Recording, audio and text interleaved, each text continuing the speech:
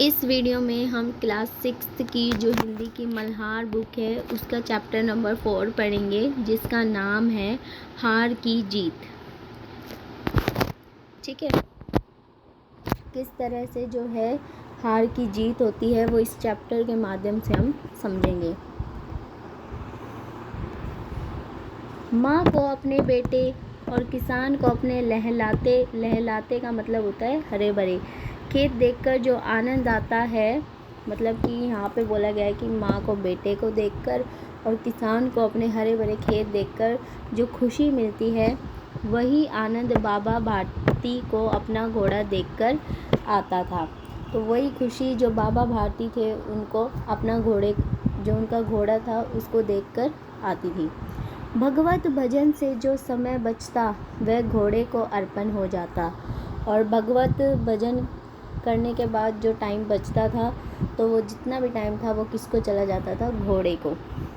वह घोड़ा बहुत सुंदर था, बड़ा बलवान। घोड़ा सुंदर भी था और बहुत ही बलवान भी था।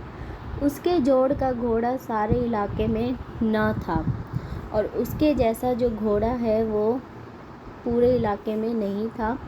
बाबा भारती उसे सुल्तान कहकर पुकारते। जो बाबा भारती थे वो उसको सुल्तान कहकर पुकारा करते थे। अपने हाथ से खरहरा करते। अपने हाथ से खरहरा मतलब कंघी, जो घोड़ों पे मारने की कंघी आती है, वो उसको मारा करते थे। ठीक है, उस पर फेरा करते थे। खुद दाना खिलाते और खुद ही दाना वाना खिलाते थे, और देख देख कर प्रसन्न होते थे, और उस घोड़े को देख देख कर वो खुश होते थे। प्रसन्न यानी खुश। उन्होंने रुपया, माल, असबाब, ज़मीन आदि अपना सब कुछ छोड़ दिया था। जो उनके पास रुपये थे, माल थे, असबाब यानी घर गृहस्थी, सब ज़मीन वगैरह सब कुछ उन्होंने छोड़ दिया था। यहाँ तक कि उन्हें नगर के जीवन से भी घृणा थी, और जो नगर का जीवन था उससे भी वो घृणा यानी नफ़रत करते थे।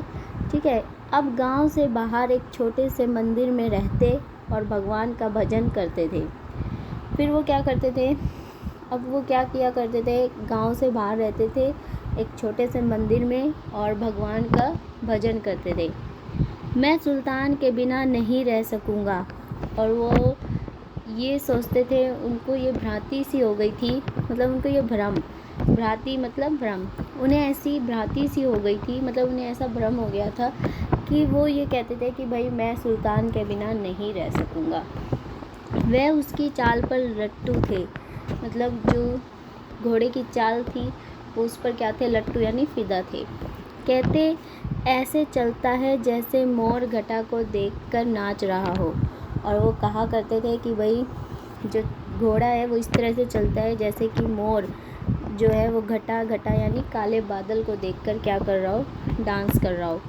जब तक संध्या समय सुल्तान पर चढ़कर 8-10 मील का चक्कर न लगा लेते उन्हें चैन न आता।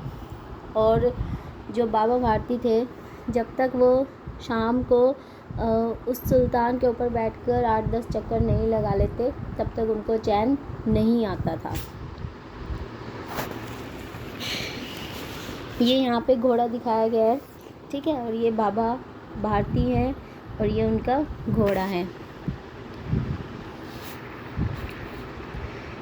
फिर आगे इसमें क्या बोला है?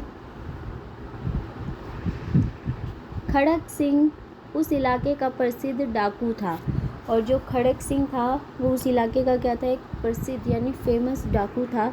लोग उसका नाम सुनकर कांपते थे। लोग जैसे ही उसका नाम सुनते थे वो डर जाते थे। होते होते सुल्तान की कृति उसके कानों तक भी पहुंची। ऐसे ही धीरे धीरे क्या हो गया?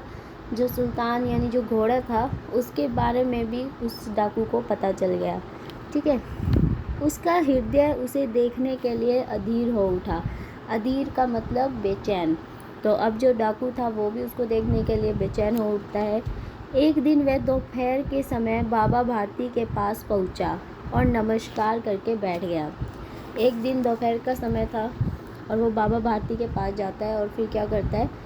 नमस्कार करता है, नमस्ते करता है और फिर उनके पास बैठ जाता है। बाबा भारती ने पूछा, खड़क सिंह क्या हाल है।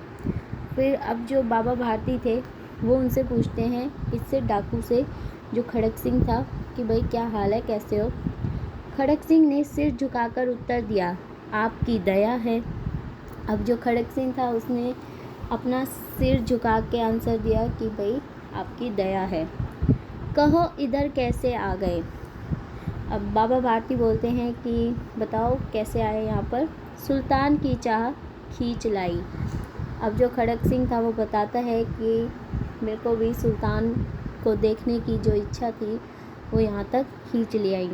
विचित्र जानवर है, देखोगे तो प्रसन्न हो जाओगे। अब जो बाबा भारती वो कहते हैं कि वो बहुत ही विचित्र यानी बहुत ही सुंदर और अच्छा है, देखोगे तो तुम खुश हो जाओगे। प्रसन्न यानी खुश। मैंने भी बड़ी प्रशंसा सुनी है। तो खड़क सिंह कहते हैं हाँ, मैंने भी उसके बारे में बहुत बड़ी प्रशंसा सुनी है, उसकी चाल तुम्हारा मन मोह लेगी।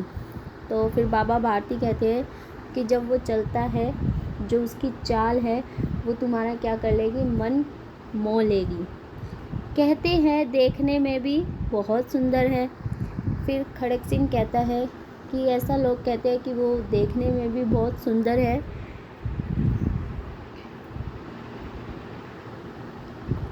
क्या कहना, जो उसे एक बार देख लेता है उसके हृदय पर उसकी छवि अंकित हो जाती है।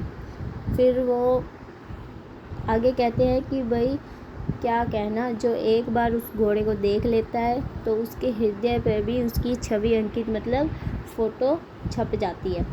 बहुत दिनों से अभिलाषा थी, अभिलाषा यानी इच्छा, आज उपस्थित हो सका हूँ। तो फिर डाकू कहता है कि बहुत दिनों से मेरी इच्छा थी लेकिन आज मैं यहाँ आ पाया। ठीक है। बाबा भारती और खड़क सिंह दोनों अस्तबल में पहुँचे। फिर जो बाबा भारती और खड़क सिंह थे वो दोनों जहाँ पे घोड़ा था अस्तबल में, वहाँ पर पहुँच जाते हैं। बाबा ने घोड़ा दिखाया घमंड से, खड़क सिंह ने घोड़ा देखा आश्चर्य से।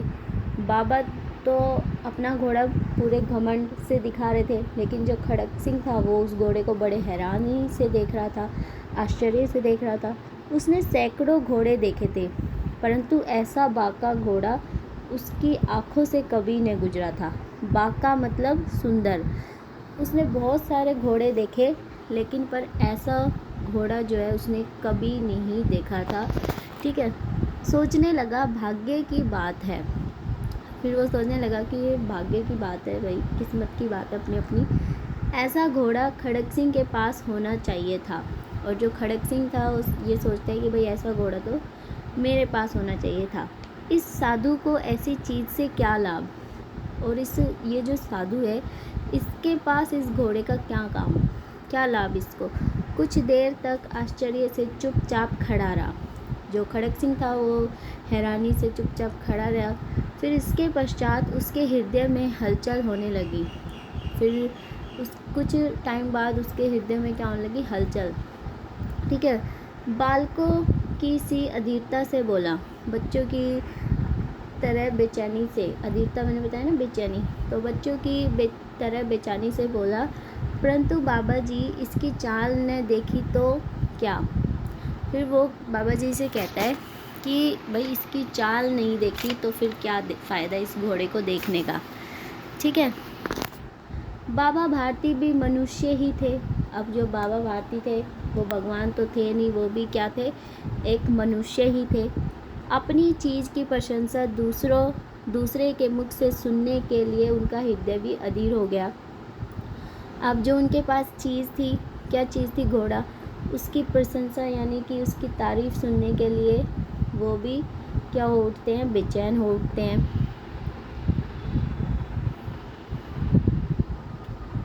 घोड़े को खोलकर बाहर लाए और उसकी पीठ पर हाथ फेरने लगे। और फिर जो बाबा भारती थे वो क्या करते हैं, घोड़े को खोलकर बाहर ले आते हैं और उसकी पीठ पर हाथ फेरने लगते हैं। एकाएक उचक्कर सवार हो गए और फिर क्या करते हैं, उछलकर उस पर बैठ जाते हैं। घोड़ा हवा से बातें करने लगा। अब घोड़ा जो है वो क्या करने लगता है, हवा से बातें करने लग जाता है। उसकी चाल को देखकर खड़क सिंह के हृदय पर सांप लौट गया।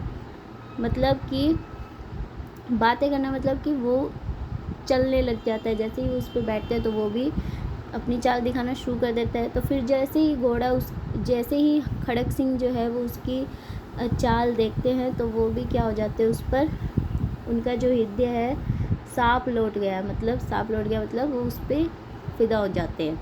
ठीक है, वह डाकू था और जो वस्तु उसे पसंद आ जाए उस पर वह अपना अधिकार समझता था। ठीक है, और जो भी चीज़ उसको पसंद आ जाती तो वह उस पे क्या समझ लेता था, अपना अधिकार, क्योंकि वो क्या था, डाकू था।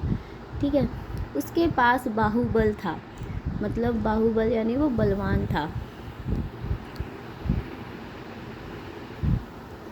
आदमी थे और बेरहमी थी। आदमी भी था और क्या थे, बेरहम भी थे। दया नहीं थी उनमें किसी चीज़ की, किसी को लेकर। जाते जाते उसने कहा, बाबा जी मैं ये घोड़ा आपके पास न रहने दूंगा। फिर जो खड़क सिंह था वो बाबा जी को चेतावनी देके जाता है कि कहता है कि बाबा जी मैं ये घोड़ा आपके पास नहीं रहने दूंगा। बाबा भारती डर गए। अब उन्हें रात को नींद नहीं आती, वो डर जाते हैं बेचारे और उनको नींद भी नहीं आती रात को। सारी रात अस्तबल की रखवाली में कटने लगा। अब वो सारी रात उसको देखते रहते कि भाई कहीं चोरी तो नहीं हो गया। प्रति क्षण खड़क सिंह का भय लगा रहता। प्रति क्षण मतलब हर टाइम वो जो बाबा भारती थे उनको ये भय लगा रहता कि खड़क सिंह आएगा और घोड़े को ले जाएगा। परंतु कई मास बीत गए और वह न आया। कई मास मतलब कई महीने बीत गए लेकिन वो नहीं आया। यहाँ तक कि बाबा भारती कुछ असावधान हो गए। फिर जब बाबा भारती को ये लगने लगा कि वो नहीं आ रहा तो वो असावधान हो गए। ठीक है, पहले तो वो सावधान थे लेकिन बाद में फिर क्या हो गए, वो असावधान हो गए। इस भय को स्वप्न के भय की नाई मिथ्या समझने लगे और इस भय को वो एक भ्रम के रूप में लेने लगे।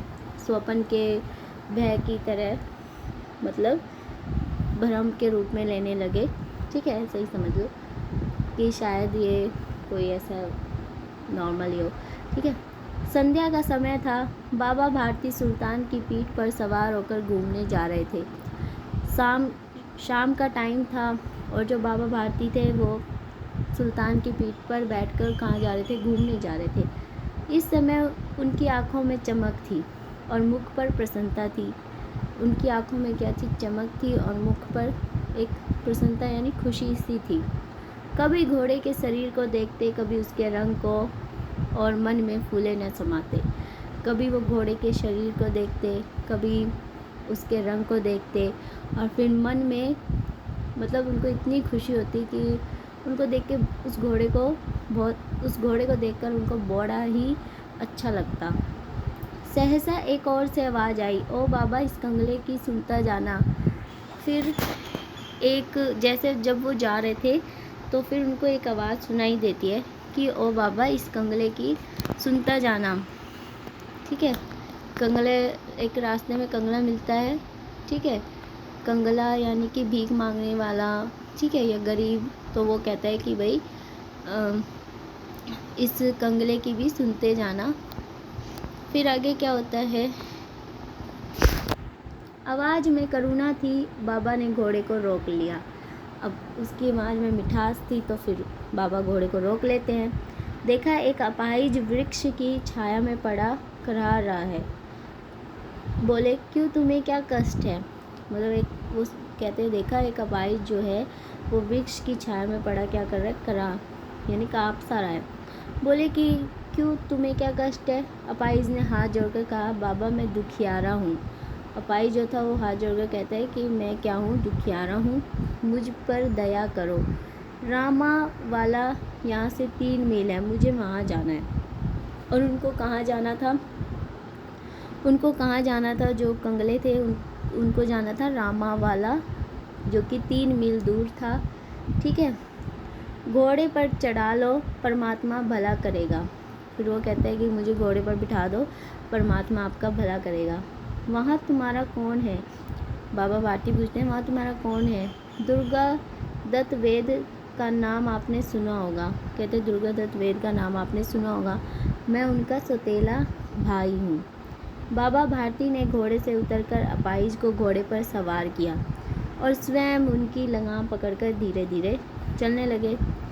जो अपाहिज था वो तो घोड़े पर सवार हो गया और खुद वो क्या करने लगे, उसकी लगाम, घोड़े की लगाम को पकड़कर धीरे धीरे चलने लगे। सहसा उन्हें एक झटका सा लगा। अचानक से उनको क्या लगता है, एक झटका सा लगता है और लगाम जो है हाथ से छूट गई। उनके आश्चर्य का ठिकाना न रहा और वे हैरान हो गए कि ये क्या हो गया भाई। जब उन्होंने देखा कि अपाहिज घोड़े की पीठ पर तनकर बैठा है और घोड़े को दौड़ाए लिए जा रहा है, तो जब वो देखते हैं कि भाई जो अपाहिज है वो घोड़े की पीठ पर तनकर बैठा है और घोड़े को दौड़ाए जा रहा है, उनके मुख से भय, विस्मय और निराशा से, उनके मुख से डर और विस्मय और निराशा से मिली हुई जो चीख निकल जाती है। फिर जैसे ही वो ये सब देखते हैं तो उनके मुख से डर, विस्मय और जो निराशा है उससे क्या निकल जाती है, गुस्से से चीख निकल जाती है। वह अपाहिज डाकू खड़क सिंह था और वो अपाहिज जो डाकू था वो कौन था, खड़क सिंह। बाबा भारती कुछ देर तक चुप रहे और कुछ समय पश्चात कुछ निश्चय करके पूरे बल से चिल्लाकर बोले, जरा ठहर जाओ। पहले तो वो कुछ देर तक चुप रहते हैं, फिर उसके बाद कुछ देर सोचने के बाद वो क्या करते हैं, चिल्लाकर बोलते हैं, जरा ठहर जाओ। खड़क सिंह ने यह आवाज़ सुनकर घोड़ा रोक लिया। खड़क सिंह जो था वो क्या करता है, यह आवाज़ सुनकर घोड़े को रोक लेता है और उसकी गर्दन पर प्यार से हाथ फेरते हुए कहा, बाबा जी यह घोड़ा अब नहीं दूंगा। घोड़े की गर्दन पर प्यार से हाथ फेरते हुए कहता है कि अब मैं ये घोड़ा नहीं दूंगा, परंतु एक बात सुनते जाओ। वो बाबा भारती है, वो कहते हैं कि एक बात तो सुनते जाओ। खड़क सिंह ठहर गया, वो रुक जाता है।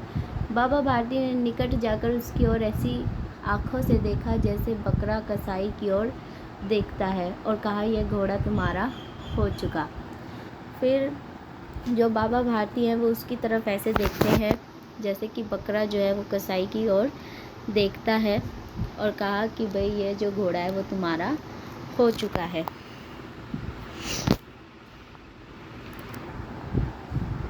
मैं तुमसे इसे वापस करने के लिए नहीं कहूँगा, परंतु खड़क सिंह केवल एक प्रार्थना करता हूँ, इसे अस्वीकार न करना, नहीं तो मेरा दिल टूट जाएगा। वो कहते हैं मैं तुमसे ये तो नहीं लूँगा, लेकिन तुम मेरी एक प्रार्थना स्वीकार कर लो, नहीं तो मेरा दिल टूट जाएगा। बाबा जी आज्ञा कीजिए, मैं आपका दास हूँ, केवल यह घोड़ा न दूँगा। वो कहते हैं वैसे मैं आपका दास हूँ, लेकिन पर मैं घोड़ा नहीं दूँगा। अब घोड़े का नाम न लो, मैं तुमसे इस विषय में कुछ न कहूँगा। वो कहता है घोड़े का नाम मत लो, मैं तुमसे इस विषय में इस बारे में कोई भी बात नहीं कहूँगा। मेरी प्रार्थना केवल यह है कि इस घटना को किसी के सामने प्रकट न करना। वो ये कहता है कि मेरी प्रार्थना सिर्फ इतनी है कि तुम इस घटना को किसी को भी मत बताना, ठीक है। खड़क सिंह का मुंह आश्चर्य से खुला रह गया और वो हैरानी से, उसका जो खड़क सिंह का जो मुंह है हैरानी से खुला रह जाता है। उसे लगा था कि उसे घोड़े को लेकर यहाँ से भागना पड़ेगा, परंतु बाबा भारती ने स्वयं उसे कहा कि इस घटना को किसी के सामने प्रकट न करना। ठीक, उसको तो लग रहा था भाई कि वो घोड़ा लेके भागना पड़ेगा, लेकिन पर बाबा भारती ने स्वयं ही उसको बोल दिया कि किसी को इस बारे में मत बताना। इससे क्या प्रयोजन सिद्ध हो सकता है? फिर वो पूछता है खड़क सिंह, इससे क्या उपयोग होगा? खड़क सिंह ने बहुत सोचा, बहुत सिर मारा, परंतु कुछ समझ न आ सका। हार कर उसने अपनी आंखें बाबा भारती के मुख पर गड़ा दी और पूछा, बाबा जी इसमें आपको क्या डर है? जब वो ये प्रार्थना कर रहे थे कि भाई किसी को इस बारे में ना पता चले, तो वो बहुत सोचता है। फिर बहुत सोचने के बाद वो उससे पूछता है कि बाबा जी इससे आपको क्या डर है? सुनकर बाबा भारती ने उत्तर दिया, लोगों को यदि इस घटना का पता चला तो वह किसी गरीब पर विश्वास न करेंगे। फिर वो कहते हैं कि अगर लोगों को इस घटना के बारे में पता चलता है तो फिर वो किसी भी गरीब पर विश्वास नहीं करेंगे, क्योंकि जो खड़क सिंह था वो अपाहिज बन के बैठा हुआ था, अपाहिज बन के उसने उस घोड़े को चुराया लिया है ना। दुनिया से विश्वास उठ जाएगा, और वो फिर बोलते हैं कि दुनिया से विश्वास उठ जाएगा। ये कहते कहते उन्होंने सुल्तान की ओर से इस तरह मुंह मोड़ लिया जैसे उनका उससे कभी कोई संबंध ही न रहा हो। फिर ये कहते कहते वो सुल्तान की ओर देखते भी नहीं, अपना मुंह मोड़ लेते हैं, इस तरह से कि जैसे कि वो उसको जानते ही नहीं है। बाबा भारती चले गए। फिर बाबा भारती जो है वहाँ से चले जाते हैं, परंतु उनके शब्द खड़क सिंह के कानों में उसी प्रकार गूंज रहे थे। सोचता था कैसे ऊंचे विचार है, कैसा पवित्र भाव है, उन्हें इस घोड़े से प्रेम था। इसे देखकर उनका मुख फूल की नाई खिल जाता था। फूल की नाई मतलब खुश हो जाता था। ठीक है, इसके बिना मैं रह न सकूँगा। इसकी रखवाली में वे कई रात सोए नहीं, और घोड़े की रखवाली करते करते वो कई रात सोए भी नहीं, फिर भी उन्होंने उसको दे दिया इतनी आसानी से। भजन भक्ति न कर रखवाली करते रहे, और भजन भक्ति न करके बल्कि वो घोड़े के पीछे लगे रहे, परंतु आज उनके मुख पर दुख की रेखा तक न पड़ती थी। लेकिन जब वो उस घोड़े को खड़क सिंह को दे रहे थे तो उनके चेहरे पे कोई दुख भी नहीं दिखाई दे रहा था।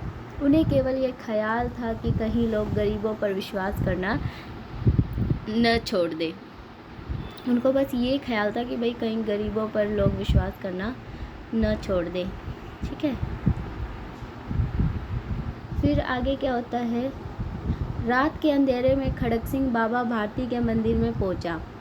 अब रात का अंधेरा था तो खड़क सिंह बाबा भारती के मंदिर में आते हैं। चारों ओर सन्नाटा था, चारों ओर मतलब शांत वातावरण था। आकाश में तारे टिमटिमा रहे थे। थोड़ी दूर पर गांव के कुत्ते भौंक रहे थे। मंदिर के अंदर कोई शब्द सुनाई न देता। खड़क सिंह सुल्तान की बाग पकड़े हुए था। खड़क सिंह जो था वो सुल्तान की बाग यानी लगन वगैरह, लगाम जो है वो पकड़े हुआ था। ठीक है, रस्सी वगैरह जिसको कहते हैं वो होगी। ठीक है, वह धीरे धीरे अस्तबल के फाटक पर पहुंचा, और धीरे धीरे जहाँ पर अस्तबल था वहाँ पर पहुंचता है। फाटक खुला पड़ा था। किसी समय वहाँ बाबा भारती स्वयं लाठी लेकर पहरा देते थे। किसी टाइम पर जब घोड़ा था तो बाबा वहाँ पर क्या करते थे, पहरा दिया करते थे, परंतु आज उन्हें किसी चोरी, किसी डाके का भय न था। आज उन्हें किसी भी चीज़ का डर नहीं था। खड़क सिंह ने आगे बढ़कर सुल्तान को उसके स्थान पर बांध दिया और बाहर निकलकर सावधानी से फाटक बंद कर दिया। इस समय उसकी आंखों में पश्चाताप के आंसू थे। वो जहाँ पर बाबा सुल्तान उसको बांधा करते थे वो वहीं पर बांध देता है और फिर वहाँ से सावधानी से निकल जाता है। और इस टाइम पे उसकी आंखों में क्या था, आंसू। किस चीज़ के थे, पश्चाताप के। रात्रि का तीसरा पहर बीत चुका था। चौथा पहर आरंभ होते ही बाबा भारती ने अपनी कुटिया से बाहर निकल ठंडे जल से स्नान किया। अपनी कुटिया से बाहर निकले और ठंडे जल से नहाने लगे। उसके पश्चात इस प्रकार जैसे कोई स्वप्न में चल रहा हो, उसके पाँव अस्तबल की ओर बढ़े। उसको ऐसा लगता है जैसे कोई सपने में चल रहा हो, और वो जो उसके पैर थे वो किसकी ओर जाते हैं, किसकी ओर बढ़ते हैं, अस्तबल की ओर। परंतु फाटक पर पहुंचकर उनको अपनी भूल प्रतीत हुई। साथ ही घोर निराशा ने पाँव को मन भर का भारी बना दिया। वह वहीं रुक गए। उसको देखकर उन्हें अपनी भूल सी प्रतीत होती है।